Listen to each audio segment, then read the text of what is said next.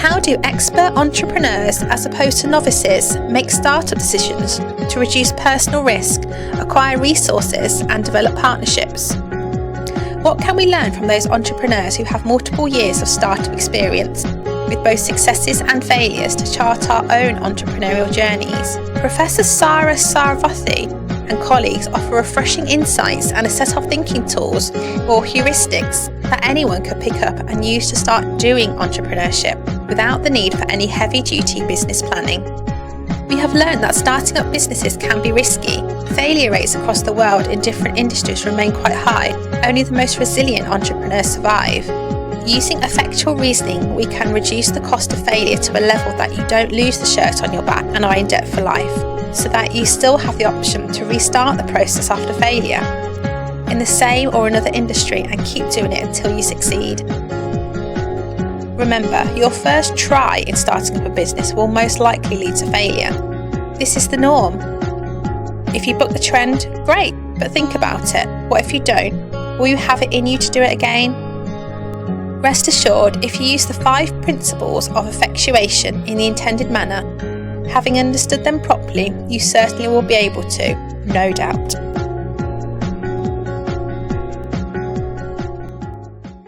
Hi, Alan. Hey, Vanita. What forms the core foundation of entrepreneurial effectuation? Now, at the heart of effectuation lies an important assumption that business managers, on the one hand, and entrepreneurs, they're fundamentally different. They're fundamentally different in how they view the world.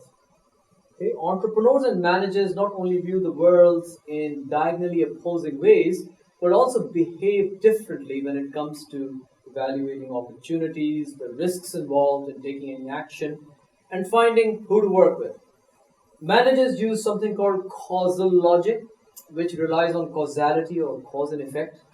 Now, if you were to intend to make a cup of tea, for example, and you know how to do it, then a few minutes later, providing you know how to make a cup of tea, with 100% certainty, you'll be having a cup of tea.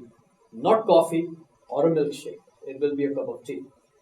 Now, managers operate in a world where certainty and predictability are king. Take away certainty and predictability, and their world becomes chaos. The way they view the world and behave, they exercise caution. They rely on predictable routines, and this is, of course, very important. If you're running an assembly line in a car factory, or you're responsible for running a work pensions department in government, they are very important roles, no doubt.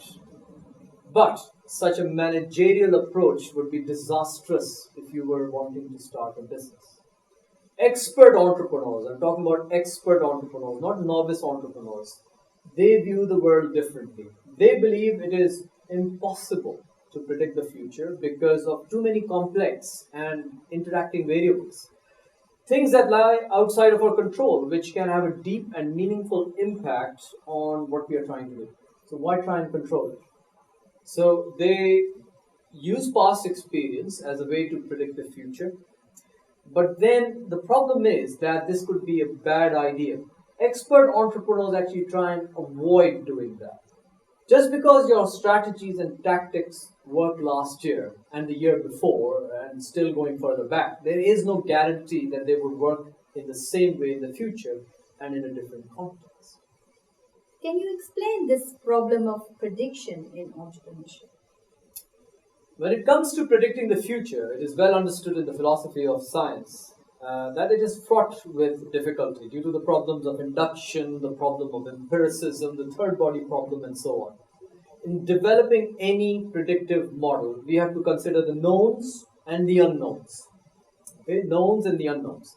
You could have known knowns. Okay, you know what you know with a great degree of certainty. For example, the sun will rise tomorrow. Now, if I pinch myself, I'm going to feel pain.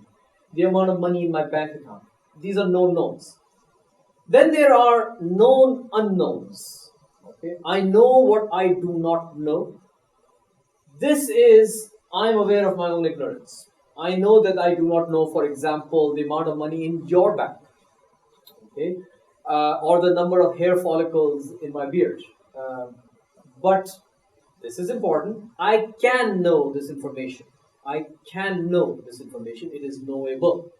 The best way to move things along is to work with things that you know are 100% in your control.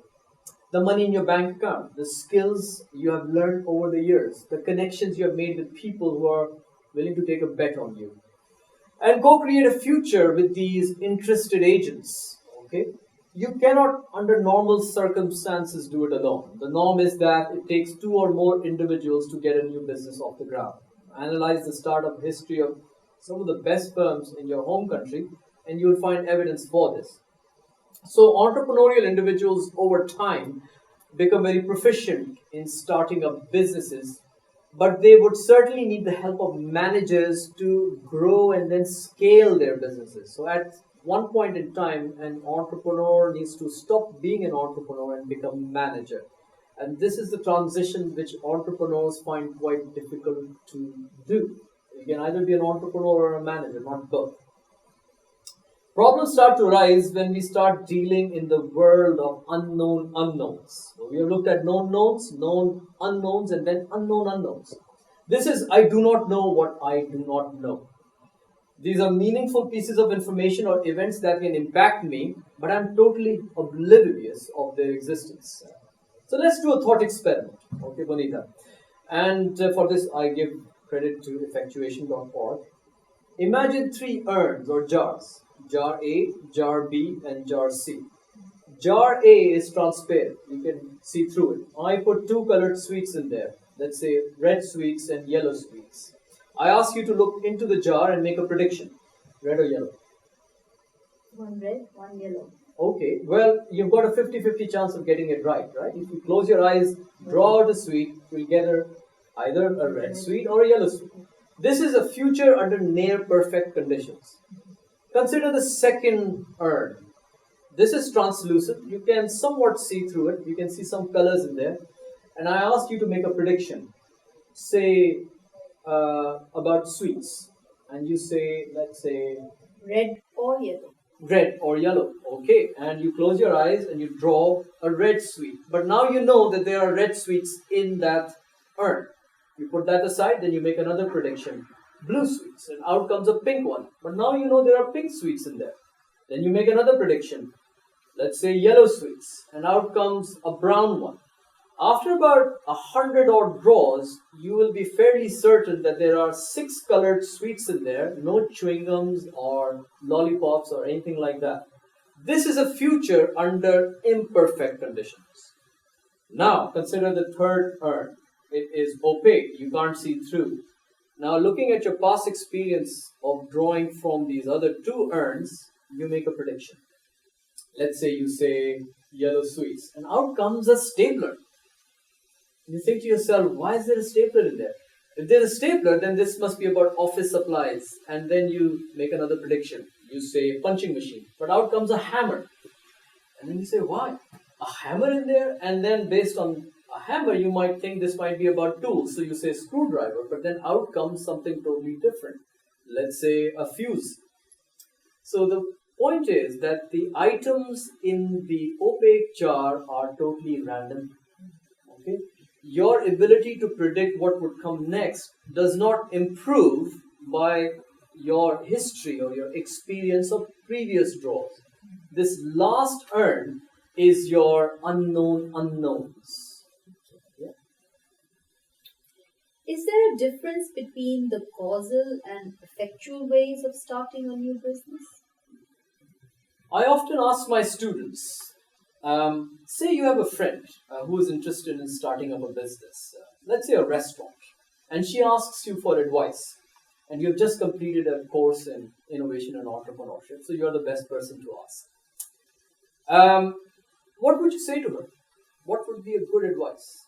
And students think for a few moments and then give answers along the lines of, she should first do a location analysis, or figure out what's the best place to start a restaurant. It should have good parking, good customer footfall in the area. Then maybe create a startup budget. How much money would you need? Hire staff, create a menu, invest in equipment. These are quite reasonable and they all comply with common sense as well, these sort of steps you need to take. But then I have to explain to them that if you were truly their friend, then should not give them that advice, because this advice would put them at great personal risk. Expert entrepreneurs don't think about the startup process in managerial or causal, step-by-step, rational ways. That is too dangerous. Think about it. What if a restaurant fails? Okay, and there's a high probability it might fail because a large proportion of restaurants do traditionally fail. She could be left shortchanged and in huge debt. An expert entrepreneur would use a number of principles. They'd use something called bird in hand. Who I am, what I know, and who I know. Now, everybody has these unique resources. Perhaps asking the friend, why she'd like to start the restaurant in the first place is a good first question. Has she ever worked in a restaurant before, or somewhere in catering, perhaps, for a considerable duration? Does she have any experience? Once you have judged the motivation, then perhaps ask her if she has experience in waiting tables or procuring ingredients or working long and hours in a hot kitchen, getting food prepared and served. If her motivation isn't that I feel that this is absolutely the calling of my life, setting up and running a restaurant, then you should advise her to not do it. Take some time out and go and work in a restaurant first for maybe 2-3 years. Make connections. Try and create unique tasting food that would set her, apart from everybody else who might want to set up a restaurant. Gain a reputation, gain some excellence, and then deal with the business of setting up a restaurant. And like I said, it could take 3-5 years. Once you are skilled up, start working in your own kitchen. Okay? You don't have to invest. Start working in your own kitchen and cater birthday parties. Maybe do some office events, something professional, where you could use your own kitchen to do the catering. Get some feedback from customers. So see how people react to your food. If they like your food, great. Then what you could do is look around. Maybe you have an uncle, or maybe a friend's father owns some commercial property. They could, in fact, help you out. You could bring them on board as partners. Commercial property can be quite hard to acquire. You require an upfront deposit. You need to pay security. You've got to buy insurance. Maybe pay 3 or 4 months of rent. You might be able to avoid all of those high costs if you're dealing with a stakeholder who might join your venture. Imagine having a landlord as a partner. Say if the restaurant doesn't work out, you could walk away from that, go back to your catering job, or go back into the restaurant business. How much money have you lost? How much personal risk have you taken in this way? All you've lost is time and sweat equity. This would be the more effectual way of starting a business. As you can see, no business plan. What is the first step one should take in order to start thinking effectually? We must recognize that opportunities are personal. Okay, for example, in the UK, there are many opportunities in the area of meat processing or fish farming. However, they're not opportunities for me. I'm not motivated by meat processing or fish farming.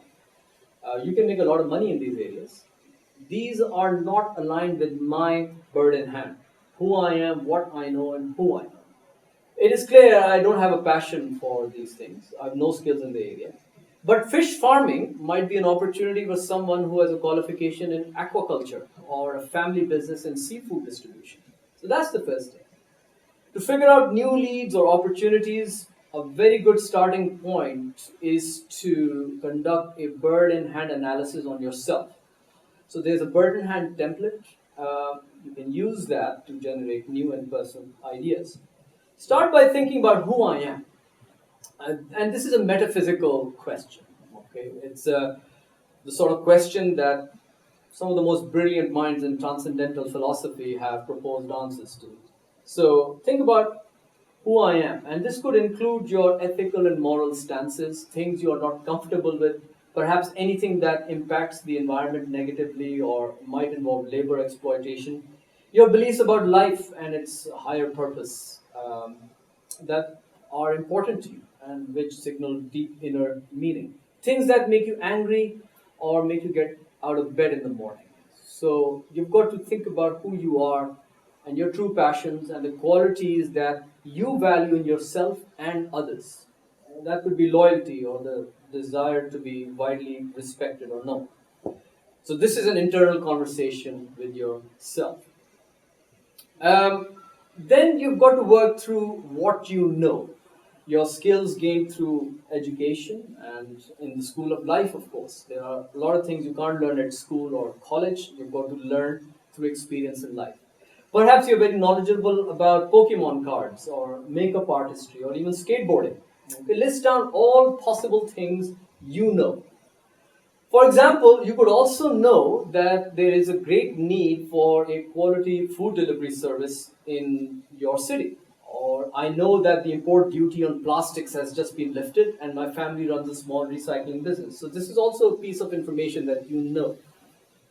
And finally, think about who you know. Those are your personal and professional contacts. People who will take your call in the dead of night and will take you seriously. And in turn, these individuals would have their own bird in hand, and these resources are things you could tap into. Take a step back, look at the template, and try and make connections between your who I am, what you know, and who you know to come up with personal opportunities that are meaningful for you. And this would be a good starting point to start thinking effectually. Thank you. Thank you, Panita.